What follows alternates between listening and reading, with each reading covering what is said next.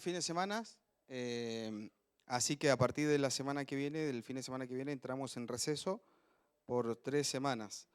Igual después se va a subir en los grupos seguramente de anuncios y demás. Sí. Pablo ya se las cobró.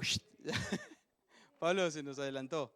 Bueno, vamos a orar y arrancamos el texto que tenemos hoy para compartir. ¿Oramos? Padre amado, gracias Señor porque podemos estar en un grupo de hijos tuyos en tu presencia.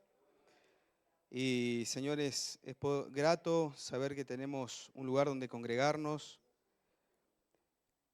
Señor, hay cristianos perseguidos en el mundo, siempre pienso en esto, Señor, y nosotros tenemos una libertad tan grande.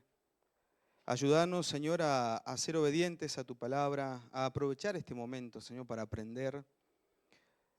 Otros, Señor, leen la escritura que tienen, Señor, un pedazo de tu palabra, escondidos en algún lugar, memorizando, y es lo único que tienen, Señor, y nosotros tenemos una casa hermosa, Señor, sonido, iluminación, y estamos absolutamente servidos, Señor, por tu gracia.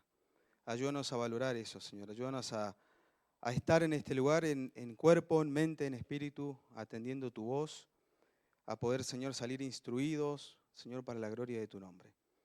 Ayúdame a recordar lo estudiado también para compartir con mis hermanos y que este estudio bíblico sea para la edificación del cuerpo de Cristo. Oramos en el nombre de Jesús. Amén. Bueno, a ver, se lee, ¿no? El ministerio del cristiano. Vamos a ver cómo introducimos ese tema en lo que venimos viendo ahora. Voy a hacer rápidamente una introducción para llegar a este versículo que es el 9, en realidad el 8, 9 nos toca a nosotros, o vamos a hacer un repaso hasta ahí. Del 1 al 5, a ver si les quedó la palabra.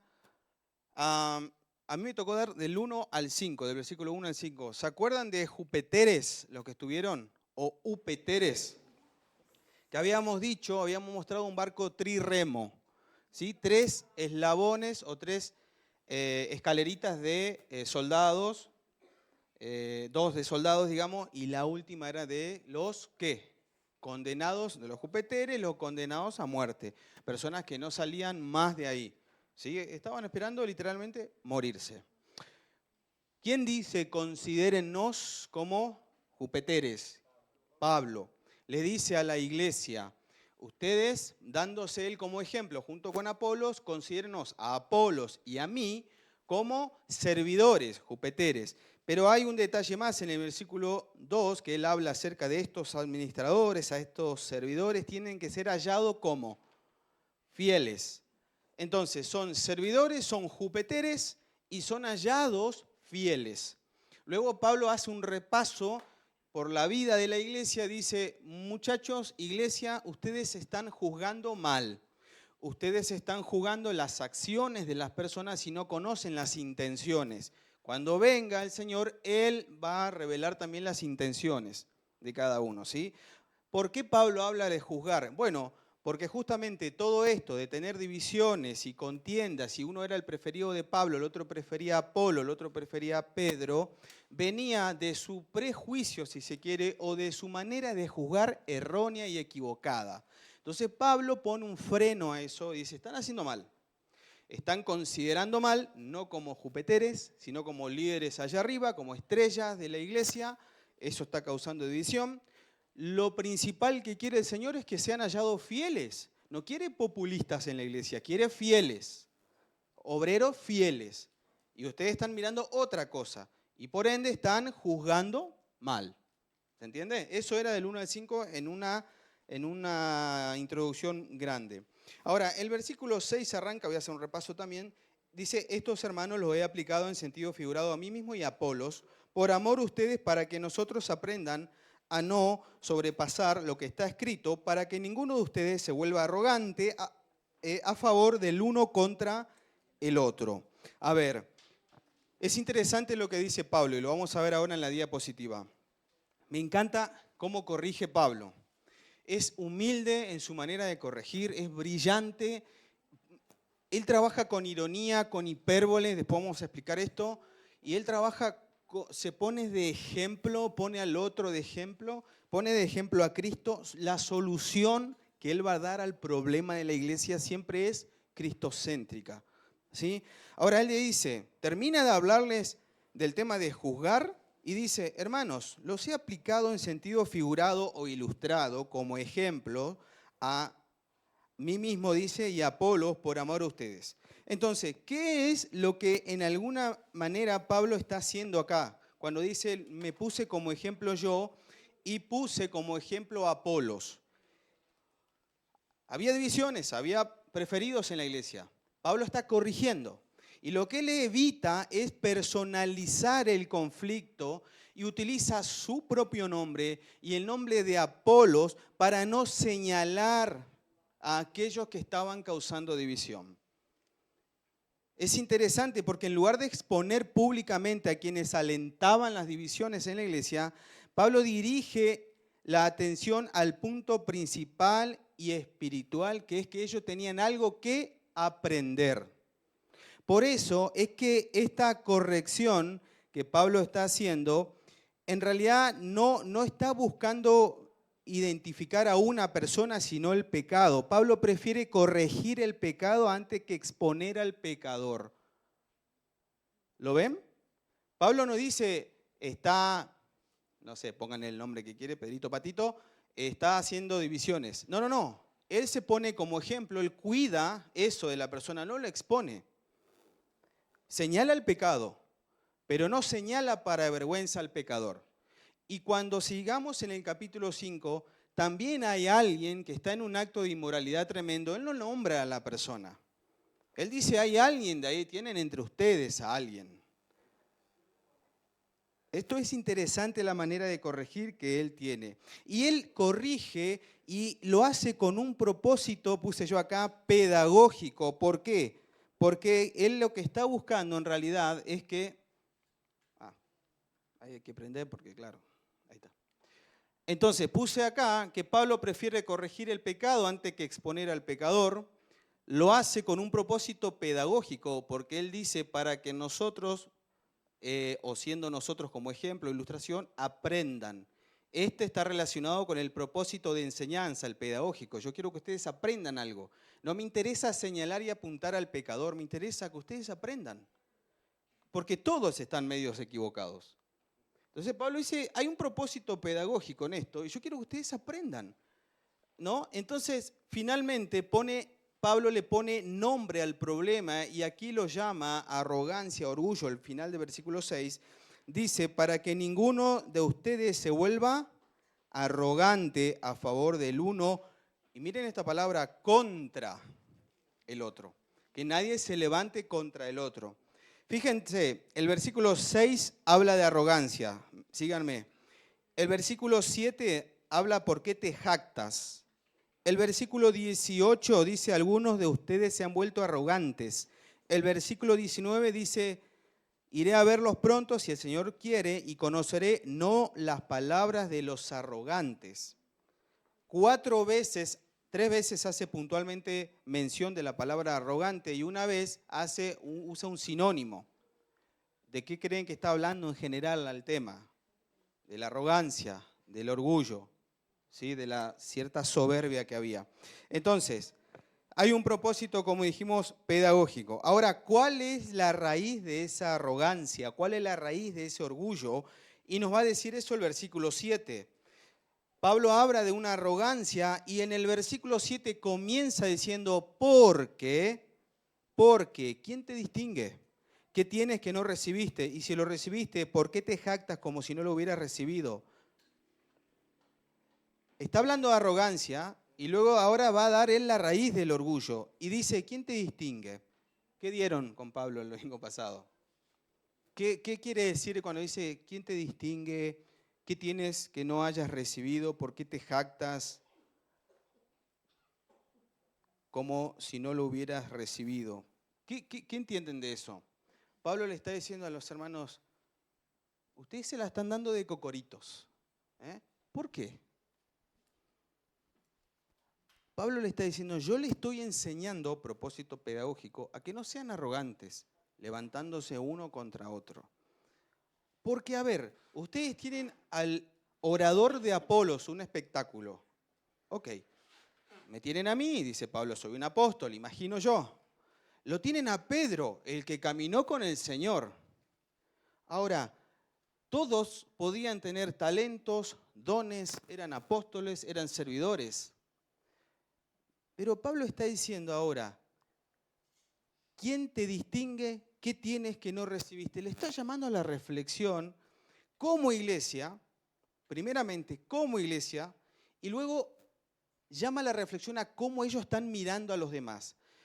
Pareciera que están resaltando cualidades que la iglesia entiende, los hermanos inmaduros están entendiendo que estos hermanos a los cuales ellos favorecen, tienen cualidades que se han ganado por sí mismos.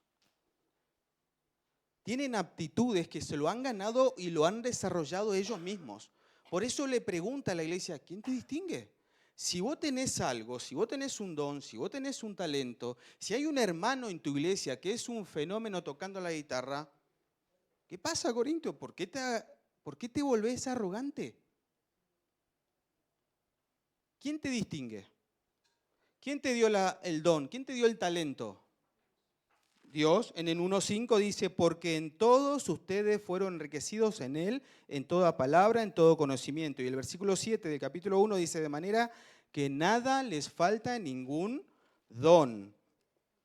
Y el versículo 30 del capítulo 1 dice, pero por obra suya, esto es de Dios, ustedes están en Cristo Jesús. ¿De quién recibieron todas las cosas? De Dios estando en Cristo. ¿Sí? Entonces, ¿de qué te la das, Corinto? ¿Qué tienes que no recibiste?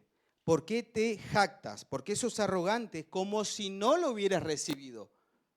Son preguntas retóricas y reflexivas. A ver, si vos recibiste el don de lo que sea, ¿por qué te volvés arrogante? Iglesia de Corinto, ¿por qué se vuelven arrogantes? Ahora, dice, ¿qué tienes que no recibiste? ¿Por qué te jactas? Hace preguntas reflexivas, hace preguntas que atacan el orgullo, la arrogancia de la iglesia y de sus líderes y de los que estaban allí causando división. Y sigue diciendo el versículo 8, ya están saciados, ya se han hecho ricos, ya han llegado a reinar sin necesidad de nosotros. Ojalá hubieran llegado a reinar para que nosotros reinásemos también con ustedes. El versículo 7, Pablo detecta o saca a la luz la raíz del orgullo, ¿no? Puse que Pablo va más profundo, el problema ya no es solamente el orgullo, ahora explica de dónde nace. ¿De dónde nace? Bueno, los corintios actuaban como si, lo que expliqué recién, sus dones fueran propios, su conocimiento fuera mérito suyo, su posición espiritual fuera producto de ellos mismos. Habían olvidado la gracia. Lo que leímos en 1.5, 1.7, 1.30. ¿Qué más? Eso los había vuelto, ¿cómo? Arrogantes. ¿Esto es verdad? Decime con sinceridad. ¿Te pasa? ¿No tuviste alguna vez algún logro? Yo, Señor, todos los días me corrige a mí. Yo soy re peligroso en eso. Tengo un logro muchas veces y cuando me quiero subir al pony, algo pasa. El Señor me lo recuerda siempre. No. No sos vos, soy yo. Corintios 1.5, Corintios 1.7, Corintios 1.30, Romanos 12.3. Nadie tenga más alto concepto de sí mismo que el que debe tener, según la gracia que ha recibido ¿de quién? De Dios. ¿Te pasó esto? Ahora, versículo 8. Cuando el orgullo produce una falsa percepción espiritual, esto es lo que recién les dije, peligrosísimo. La idea central de este versículo me interesa porque hay una articulación acá con el texto completo. Mediante la ironía, ahora voy a decir, Pablo pone al descubierto la falsa percepción espiritual de algunos corintios y de algunos hermanos. El orgullo los había llevado a creer que ya habían alcanzado la madurez, la plenitud y la gloria del reino, cuando en realidad vivían engañados acerca de su verdadera condición espiritual. ¿Coinciden? ¿Qué le está diciendo Pablo? ¿Quién te distingue? ¿Por qué estás arrogante? Es que lo que pasa es que al olvidarse de la gracia se volvieron arrogantes. Al volverse arrogante es un peligro, ¿por qué? ¿Por qué es un peligro? Porque ellos no alcanzaron en realidad ninguna madurez. Pablo los trata de inmaduros. Entonces, no habían alcanzado madurez, pero lo hacía esa arrogancia, olvidarse de la gracia, los hacía ver como maduros, como que ya habían alcanzado. Miren, Pablo dice en el versículo 8, ya utiliza estas palabras, ¿no? Ya están saciados. Luego dice ya, segundo ya, ese ya es enfático, como que ya alcancé. Papá, ya me saqué un 6. Ya me saqué un 10. Ya entregué el trabajo que tenía pendiente. Ese ya es haber alcanzado una meta, un propósito, un objetivo. Entonces dice Pablo acá, les dice a los corintios, Pablo es irónico, o sea, Pablo dice algo que en realidad no es lo que quiere decir, eso es ironía. E hipérbole es cuando el texto usa una exageración. Pablo está haciendo uso de ironía y de hipérbole. Ironía, porque está diciendo algo que en realidad no es lo que quiere decir Pablo. Ya están saciados ustedes, Corinto. ¿Estaban saciados? ¿Estaban llenos? ¿Estaban completos? No. Todavía le faltaba un montón. Eran niños, eran inmaduros. Ahora, no solo eso, sino que, esa es una hipérbole y una ironía. Ahora viene la hipérbole, perdón. Ya se han hecho ricos, o sea, ya tienen todo en abundancia. Eso es una hipérbole y una ironía. Hipérbole porque lleva a la exageración. ¿Quién tiene Apocalipsis 3? La iglesia de la Odisea, 3:17. ¿Quién me lee rápidamente? A ver.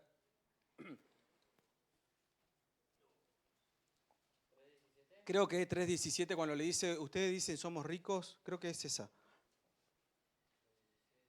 Porque tú dices, yo soy rico y me he enriquecido y de ninguna cosa tengo necesidad. Y no sabéis que tú eres un desventurado, miserable, pobre, ciego y desnudo. ¿Algo más? Eso era lo mismo. En Corinto pasa lo mismo. Exactamente lo mismo. Y Pablo le está diciendo, no así tan duro como Cristo le dice a estas iglesias, Pablo es más suave. Entonces Pablo usa ironía e hipérboles, ¿no? Ya están saciados, ya están ricos, ¿no es cierto? Y le dice, no, ya han llegado a reinar. Esto es, ya han ocupado la gloria.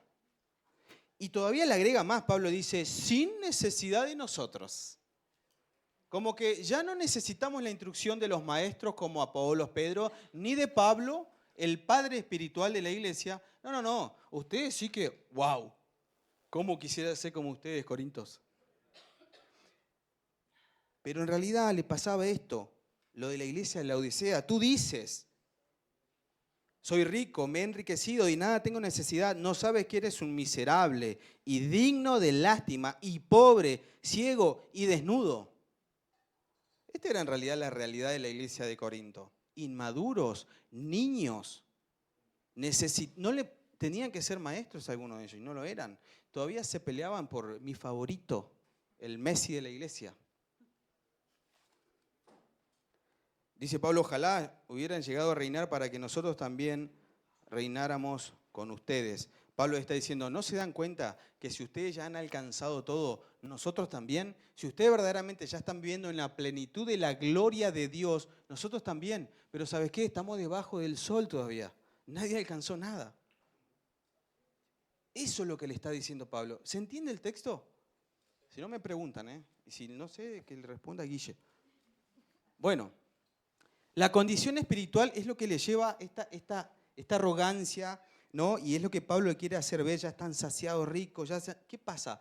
La condición espiritual de algunos de los hermanos de la iglesia se consideraban espiritualmente autosuficientes. Por eso le dicen por eso Pablo le dice, reinan sin nosotros, ya no tienen necesidad. Eso era lo que la iglesia le estaba reflejando al apóstol. ¿Qué más? Atribuían su crecimiento a sus propios méritos. Ya no necesitan de nosotros. ¿Se entiende? 3. Menospreciaban el ministerio de los siervos que Dios había usado para edificarlos o para traerlos a la fe. ¿Quién los trajo a la fe?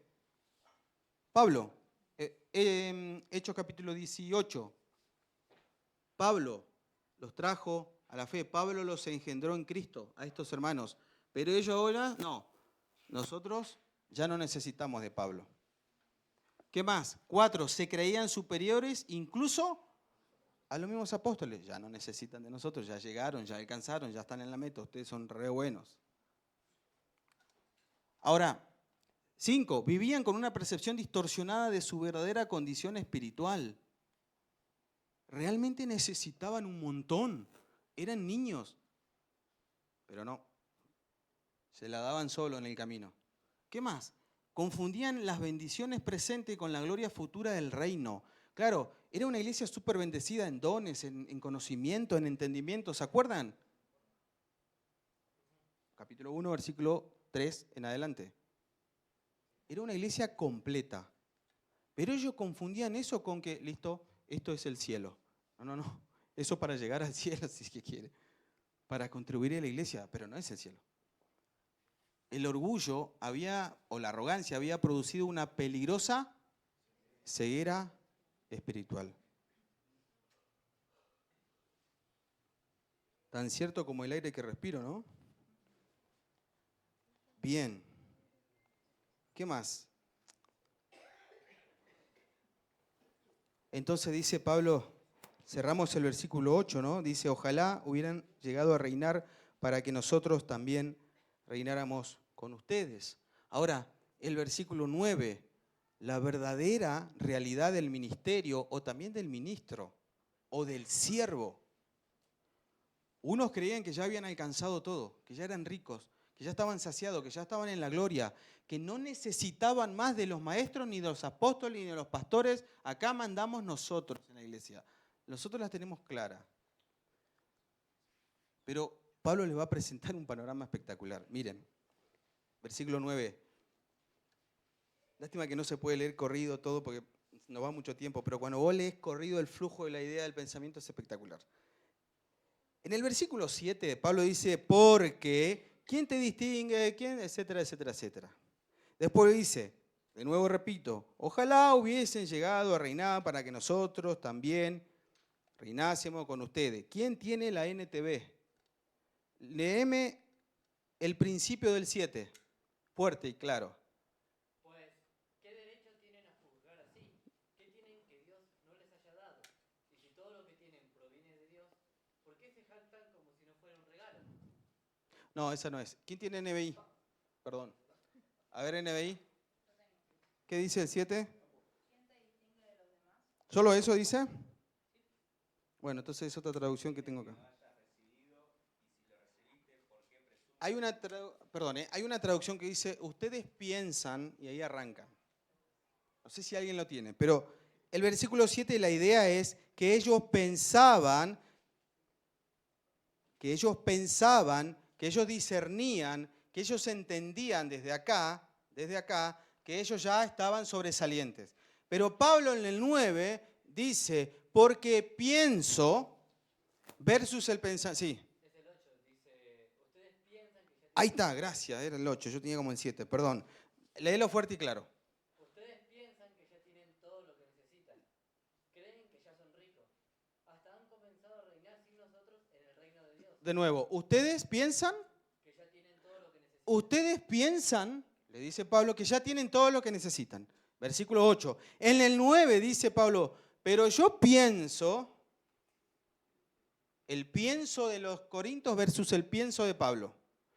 ¿Cómo relacionaban, asociaban, pensaban las cosas los corintios versus cómo lo piensa Pablo? Dice, porque pienso que Dios nos ha exhibido a nosotros los apóstoles en último lugar como a sentenciados a muerte, porque hemos llegado a ser un espectáculo para el mundo, tanto para los ángeles como para los hombres. Perfecto. Ahora, ¿quién sabe lo que es esto que tengo acá? Un proyecto de imagen. La IA, ¿eh? Le voy a aplicar la figura de Pablo porque es importantísima. Pablo va a presentar un contraste. Recuerden, los corintios dicen, nosotros ya reinamos, no necesitamos de nadie. Pablo dice, yo pienso esto. Nosotros estamos puestos como en un desfile, en lo último, como sentenciados a muerte. Miren, este es el emperador de Roma, de Grecia. Era una costumbre en la zona, en el imperio greco-romano. Esto era el rey, el emperador del momento. Si se ve mejor, sí, ¿eh? Sí. Ay, me ven todas a mí las luz, no. Bueno. No, se ve mejor. Se ve mejor sin mí, me voy. Bueno, si llegan a ver, este es el emperador, el rey del imperio romano, griego, el que quieran. Era un ejercicio generalmente greco-romano. Los caballitos, blancos por la victoria generalmente, ¿no? Eran muy fanfarrones. El de acá, el que está haciendo la seña acá, era el general del ejército romano, griego, no importa. Era el general del ejército, el que estaba a cargo de la logística y de la guerra, de la parte bélica militar. Estos eran soldados de custodias de él. ¿Quiénes eran estos? Todos los que perdieron la batalla. Los que perdieron la batalla. Estos eran los reos o los presos de la guerra. Ahora bien, había entre ellos gente importante y gente no tan importante. Generalmente acá al frente, acá atrás, al final de todos, llevaban a los capitanes, a los coroneles, a los mayores, a los generales, a los de más alto rango que pudieran capturar del ejército contrario, enemigo, los llevaban al final. Pero en realidad todo el pelotón pertenecía a los reos de guerra. ¿Sí? Ahora, estos eran absolutamente condenados a muerte. No había posibilidad de que viva ninguno de ellos. A veces los mataban, terminaba el desfile, entonces el general del ejército de este emperador o de este rey le presentaba un desfile de victoria y traía a esta gente. Y ellos generalmente morían en el coliseo o en los teatros en manos de gladiadores, en manos de leones que soltaban de lo que se les ocurra, de la peor manera, pero morían. Pablo presenta esta figura, dice, ustedes piensan que ustedes están reinando, pero yo pienso que Dios hizo esto con nosotros. Pablo siempre asocia la muerte del yo. Jupeteres, esclavos, ahora desfilando como soldados capturados en la última columna, los que van a la muerte. ¿Se dan cuenta cómo Pablo todo el tiempo apela a la muerte? En segunda, puedes prender la luz si quieres, gracias. En 2 de Corintios capítulo 4, a ver si lo tienen a mano. Ay, se me pasa la hora. A ver si encuentro la figura para que lo tengan ahí para cuando lleguemos, si Dios lo permite, a 2 Corintios 4. Esto se me ocurre ahora.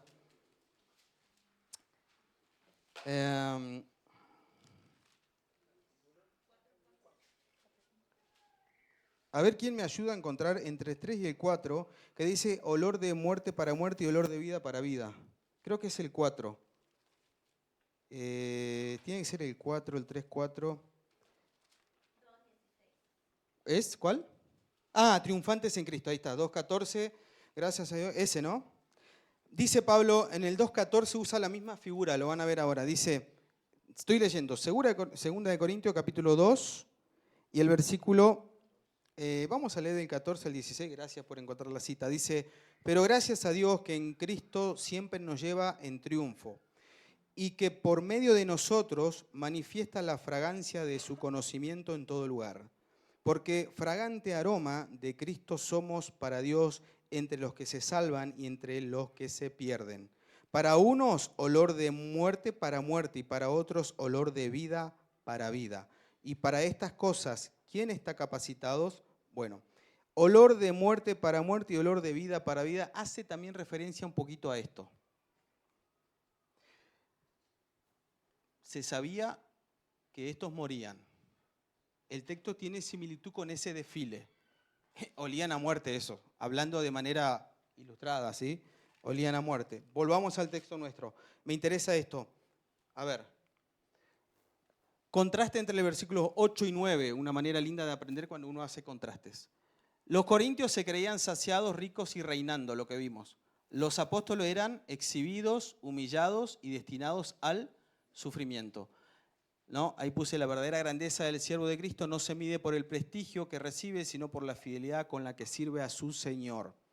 ¿Sí? Ahora, yo quiero que vean esto solamente por una cuestión de tiempo. Dice Pablo, Dios nos ha exhibido. Versículo 9. Piensen esto, dice Pablo, porque pienso que Dios nos ha exhibido a nosotros los apóstoles en último lugar como a sentenciados a muerte. Fíjense lo que dice Pablo, cuando dice Dios nos ha exhibido, es que el sufrimiento de los siervos de Dios, en este caso de los apóstoles, no era un fracaso. Los corintios podían verlos como unos fracasados. Y lo vamos a ver ahora en el resto de los textos. Pero no era un fracaso, sino parte del propósito soberano de Dios. Por eso Pablo dice, pienso que Dios ha hecho esto, nos ha exhibido. Pablo entiende que el sufrimiento de él es el propósito soberano de Dios para los ojos de todo el mundo y aún de las constelaciones de ángeles y demonios, porque ángeles ahí es todo. Miren la profundidad del pensamiento de Pablo. Yo no sé si ustedes pueden entender, pero miren la profundidad. Está sufriendo Pablo, está siendo despreciado también por los corintios. Ya vamos a entrar a 2 de Corintios. Él es despreciado amplia y grandemente, él llora por estos hermanos. Pero él entiende que todo el sufrimiento, aún el desprecio de los hermanos de acá, y su ministerio apostólico y su sufrimiento y el de los otros apóstoles y el de los verdaderos siervos de Dios es un sufrimiento que Dios en su soberanía lo ha hecho así. Este es el propósito de Dios, Él lo planificó así, Él lo decretó así y así será. Él está llamando a la reflexión a los hermanos, como diciendo, hermano, ¿usted no cree que están en una estratosfera, en una burbuja media rara? ¿Por qué le dice esto? Porque dice así, miren, nosotros, voy a saltearme algo acá. Fíjense en las comparaciones. Ahora entra Pablo, va a explicar un poquito esto que dice Pablo, ¿no? Ahora, somos expuestos, somos exhibidos, como sentenciados a muerte. Como que Pablo está llamando a la reflexión. Dice, Corinto, ustedes me parece que están pensando mal las cosas. Ustedes creen que ya llegaron, ya están distinguidos, ya no necesitan de nosotros. Ustedes están allá arriba como el emperador ese, ¿no? Con laureles. Dice, pero me parece que Dios tiene otra cosa en mente. Miren, miren. Dice, ahí va. Los corintios, según su propia percepción, que estaba dañada la percepción de eso, ¿se acuerdan? ¿Por qué? Por su orgullo, por su arrogancia. Y la realidad del ministerio de los apóstoles. Ellos decían, versículo 10, somos sabios en Cristo. Nosotros somos necios por amor de Cristo, dice Pablo, pero ustedes prudentes en Cristo. ¿No es cierto? Unos sabios, el otro insensatos. Los corintios se creían fuertes, pero Pablo dice, somos débiles. Los corintios se creían honorables, vengan los laureles. Nosotros somos despreciados. Los corintios vivían satisfechos y cómodamente, pero él dice, hasta ahora padecemos hambre, sed y desnudez. Wow. Sigue. Los corintios y su percepción. Nosotros estamos, los corintios, ¿no? Seguridad y estabilidad. Y Pablo dice, somos maltratados y no tenemos hogar fijo. Los corintios responden desde el orgullo, desde la arrogancia. No necesitamos.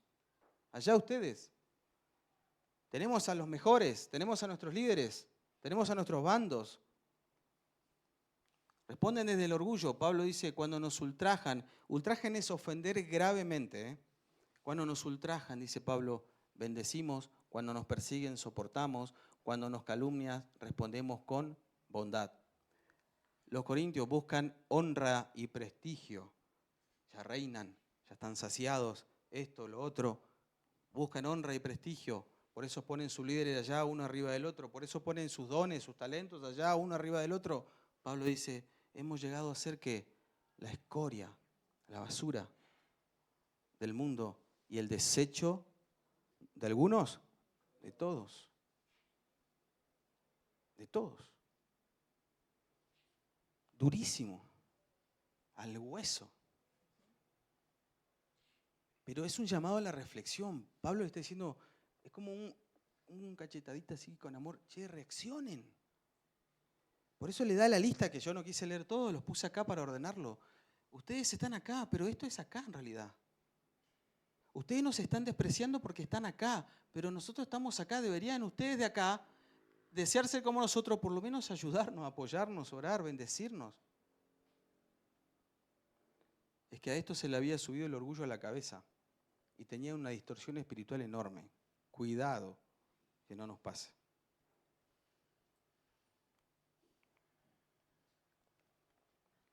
Para ir cerrando del versículo 14 al 21, el corazón de un verdadero padre espiritual, como el del apóstol Pablo. Pablo dice en el 14, no les escribo esto para avergonzarlos, sino para amonestarlos, como a hijos míos amados. Pablo dice, yo no le estoy avergonzando, yo le estoy hablando de una manera en que ustedes puedan reaccionar, pensar.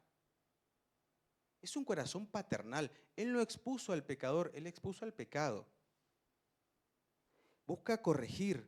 Entonces, Pablo no busca avergonzar, sino que corregir con amor. La reprensión nace del amor de un padre que desea restaurar a sus hijos. En Pablo había eso. En el versículo 15, Pablo dice, porque aunque ustedes tengan innumerables maestros en Cristo, sin embargo, no tienen muchos padres, pues en Cristo Jesús yo los engendré por medio del Evangelio. Pablo recuerda que él fue quien los engendró espiritualmente. Muchos pueden enseñar, pero pocos tienen la responsabilidad y el amor de un padre espiritual, algo que no estaba mostrando la iglesia de Corinto. Pero él sí. En el versículo 16, Pablo llama a los corintios a imitar su ejemplo, porque dice el versículo 16 así, por tanto, los exhorto, sean imitadores míos. Versículo 16, la autoridad espiritual no solo enseña con palabras, sino también con una vida digna de imitación. Esto también habla de autoridad espiritual, no está hablando solamente de apóstoles, ni de maestros, ni de pastores. Está hablando de tu vida y de la mía, de los que estamos en Cristo y decimos ser hijos de Dios. ¿Viste cuando estás en el trabajo, en la escuela, donde sea, y decís que sos cristiano y a veces te encuentran en alguna y te dicen, pero vos no vas a la iglesia? ¿No? Es que estás perdiendo la autoridad. La investidura de Cristo que vive y reina en vos, estás perdiendo. A eso se está, no solamente que el pastor de la iglesia tiene que tener allá arriba por la investidura pastoral, más vale que ande bien. No, vos y yo más vale que andemos bien. Versículo 17, Timoteo es enviado para recordarles el ejemplo y la enseñanza de Pablo. El discípulo consiste en transmitir un mismo modelo de vida conforme a Cristo. Vos y yo somos discípulos de Cristo. Y tenemos que transmitir el mismo modelo de vida conforme a Jesucristo, a nuestro Señor y Salvador, a quien confesamos. Ahora, noten esto. De Timoteo dice, por esta razón les he enviado a Timoteo, que es mi hijo amado y fiel. Vuelve a lo que dijo en el versículo 2, que un servidor, un obrero, debe ser hallado fiel. Y ahora le manda a su hijo amado, a quien él ama, que es fiel. No manda a cualquiera. ¿Sí? El versículo 18 dice, algunos de ustedes se han vuelto arrogantes como si yo no hubiera de ir a verlos, ¿no? Algunos habían respondido con orgullo a la corrección de Pablo, creían que el apóstol no volvería y actuaban con arrogancia, ¿no? Bueno, cuando no está el gato, los ratones hacen fiesta, dice un dicho, ¿no? Algo parecido pasaba en la iglesia. Versículo 19, Pablo anuncia su visita y evaluará la realidad espiritual, no las apariencias.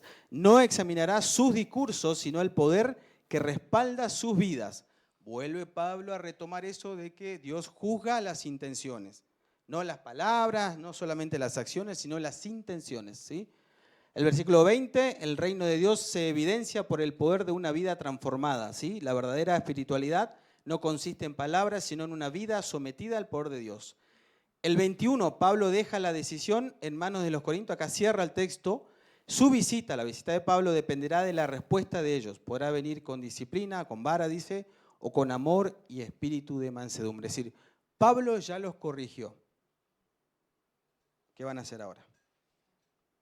Eso es lo que Pablo ya los llamó a la reflexión, ya los corrigió, ya marcó el camino y ahora espera la respuesta de ellos, ¿sí? Para terminar, conclusión del capítulo 4, después de corregir el orgullo de los corintios, Pablo les muestra que la verdadera autoridad espiritual no se ejerce para avergonzar, sino para transformar hijos espirituales mediante el amor, el ejemplo, la enseñanza y, cuando es necesario, la disciplina. Ahí cerramos con el capítulo 4. Lo hicimos medio rápido porque si no, no llegábamos. ¿Oramos? Padre amado, gracias, Señor, porque nos deja tu palabra para que podamos entender y conocer cómo debemos de movernos, de manejarnos, Señor, en tu casa, en tu iglesia, en nuestras vidas, Señor, en nuestros trabajos. Cómo debemos de considerarnos unos a otros como hermanos en Cristo. Cómo debemos de tomar aquellos dones, aquellos talentos que nos has dado. Cómo debemos pensar acerca de esto, Señor. No, todo lo recibimos por gracia, Señor. Ayudarnos a no olvidarnos de que todo lo que somos y tenemos es por gracia. Todo lo que somos y tenemos es por gracia y por gracia tuya, Señor. Por lo tanto, ayúdanos, Señor, a ser personas, hijos tuyos, que consideren con justicia, con verdad, con santidad todos nuestros caminos y aún considerarnos de la misma manera unos con otros. Gracias por tu palabra, bendice la reunión que sigue, en el nombre de Jesús, amén.